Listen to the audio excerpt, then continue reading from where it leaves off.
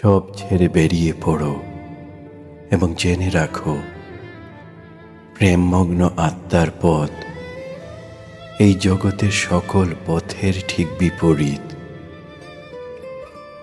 প্রিয়তমের পক্ষ থেকে আসা একটি সামান্য মিথ্যেও হাজারো মানুষের সত্য সৌজন্যের চেয়ে অধিক কল্যাণময়, কারণ তার জগতে অসম্ভব বলে কিছু নেই।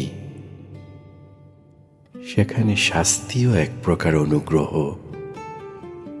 কঠোরতা ও করুণা,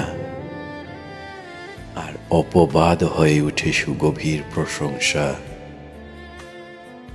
তার রুক্ষতাতেও লুকিয়ে থাকে কোমল দয়া, তার অবজ্ঞাতেও থাকে পবিত্রতার স্পর্শ।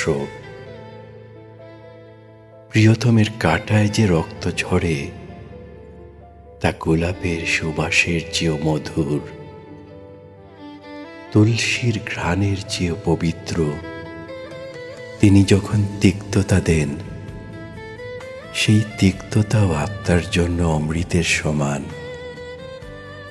তিনি যখন মুখ ফিরিয়ে নেন, সেই দূরত্বের আড়ালেও মিশে থাকে এক অদৃশ্য আলিঙ্গন।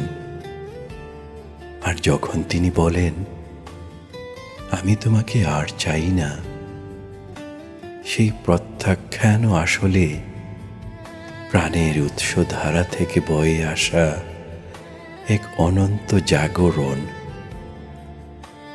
তার একটি না, হাজারো হ্যাঁর চেয়ে রহস্যময়। এই আত্মবিসর্জনের পথে তিনি কখনো নিজেকে আড়াল করেন, কখনো অচেনা মানুষের মতো দূরে সরে যান। তবু শেষ পর্যন্ত তিনি তোমার আত্মার সবচেয়ে নিকটতম ধ্রুবতারা।